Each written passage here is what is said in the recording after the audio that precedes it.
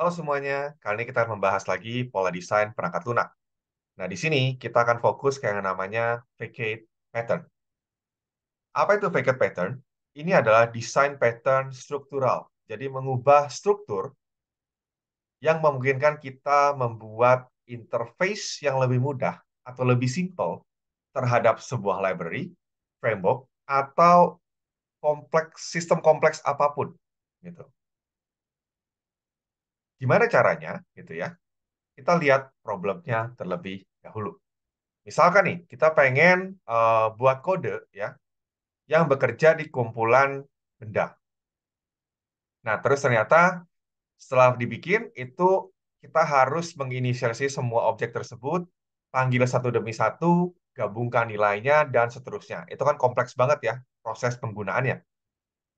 Nah, kan kalau langsung dibikin di situ gitu ya, di klien, di program utama, itu kan jadi bisnis logiknya bakal semerawut ya, bakal kecampur-campur, tightly coupled dengan implementation details.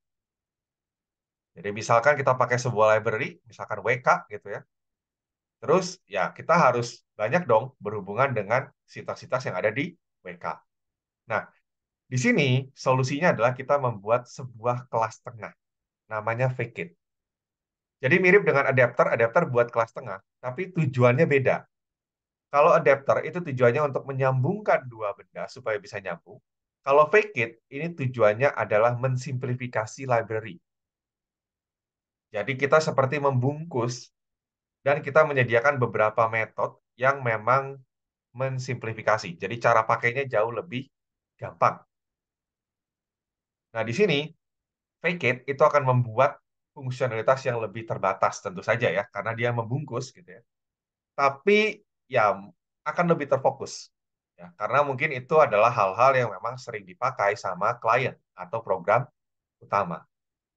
Nah, Facade itu sebenarnya gampang banget dan enak banget dipakai kalau ternyata aplikasi kita gitu ya, ternyata menggunakan library yang punya banyak fitur, tapi kita hanya butuh sedikit.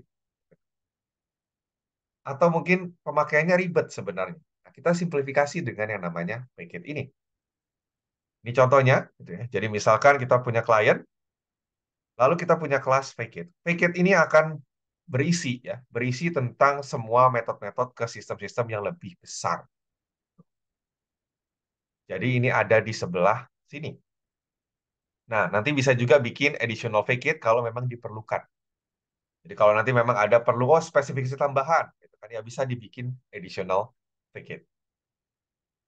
Oke, berikutnya kapan dipakainya? Nah, ini dipakai ketika kita punya ya limited but straightforward interface to complex subsystem. Salah, bukan punya. Ketika kita butuh ya. Jadi ketika kita butuh sebuah interface ya yang mensimplifikasi penggunaan sistem yang kompleks. Nah, terus ini juga kelebihannya kalau memang kita pengen bikin layering, ya, metode layering. Jadi supaya, ya tentu saja tujuannya supaya lebih mudah dikembangkan ke depannya. Oke, berikutnya lagi, pro and cons-nya tentu pro-nya adalah kita bisa membungkus ya kode kita dan menjauhkan dia dari kompleksitas subsistem yang lain, gitu. Kelemahannya, ya ini tentu Facade karena dia menjadi sebuah kelas yang membungkus sistem-sistem lain, dia bisa jadi God object dan dia bisa jadi tersambung ke semua yang lain yang ada di klien gitu ujung-ujungnya dan juga dia bisa tersambung semua ke kelas-kelas yang ada di subsistem yang ada gitu. Ya ini bisa jadi kelebihan bisa jadi kekurangan ya, jadi mirip-mirip juga dengan mungkin ada yang pernah dibahas yaitu singleton gitu. Oke, seperti itu saja, terima kasih.